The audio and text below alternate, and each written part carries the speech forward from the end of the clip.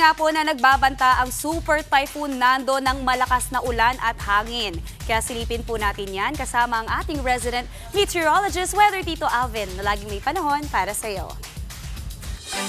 Good morning, Maui, at good morning mga kapatid. Balikan na natin itong Super Typhoon Nando. Nakasalukuyang papalapit na dito sa extreme Northern Luzon. Humahagupit na po yan o ramdam na po ang direct effect niyan dito sa malaking bahagi ng Northern Luzon at extreme Northern Luzon. Dahil huli po yung namataan ng Pag-asa sa lying around 290 kilometers east of Calayan, Cagayan, at napakalapit na nga po niyan dito sa ating mga isla dyan sa itaas na bahagi ng ating bansa. So ngayong umaga, ngayong maghapon, natin mas ramdam ang pinaka-epekto ng malalakas na bugso ng hangin at malalakas na pag-ulan. Ito pong Bagyong Nando, dyan po sa mga areas na yan. Ang Bagyong Nando po ay nasa Super Typhoon category pa din na may taglay na lakas na hangin na umaabot sa 205 kilometers per hour malapit sa kanyang gitna, at kung minsan may mga pagbugsong umaabot sa 250 kilometers per hour. Napakalakas na bugso ng hangin po yan mga kapatid.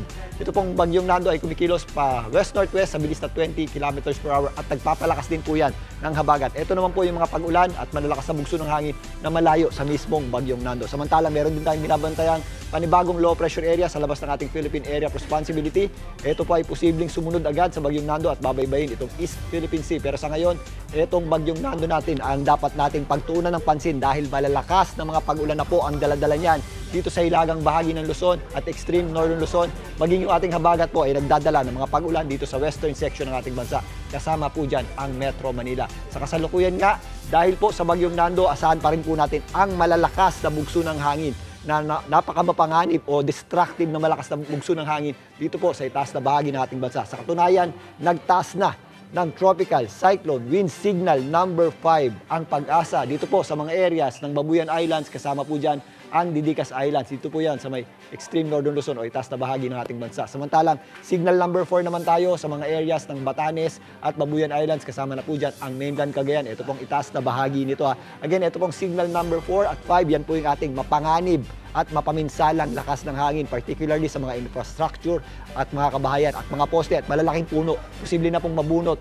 dyan po sa mga lakas ng hangin yan. Kaya doble ingat po tayo ngayong umaga. Samantalang signal number 3 naman po tayo sa natitirang bahagi ng Batanes, mainland Cagayan, kasama po dyan ang Apayao, northern at central nito, Ilocos Norte, maging dito po sa ilang bahagi ng Hilagang Luzon. Samantalang signal number 2 naman po tayo sa mga areas ng natitirang bahagi ng Cagayan, natitirang bahagi ng Batanes, Apayao, Abra, Kalinga, kasama po dyan ang Mountain Province, Ifugao, Nueva Vizcaya, natitirang bahagi ng Ilocos Norte at Ilocos Sur. Signal number 1 naman po tayo dito sa mga areas na malayo sa mismong Bagyong Nando or sa gitna nito.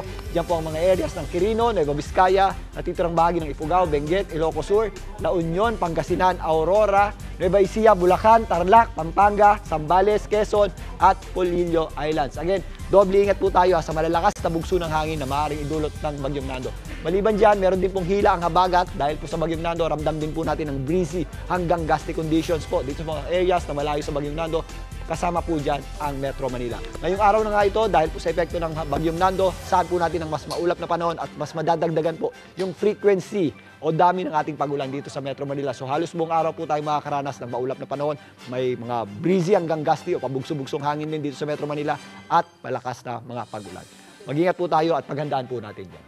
At siya po muna latest sa ating lagay ng panahon ngayong araw ng Lunes. Muli ako po ang inyong Weather Tito Alvin na laging may panahon para sa iyo. Mga kapatid, dito Alvin Pura po na laging may panahon para sa iyo, umaraw man o umulan, dapat laging handa. Kaya para maging updated sa pinaka-latest weather updates, mag-follow at mag-subscribe na sa social media pages ng News 5.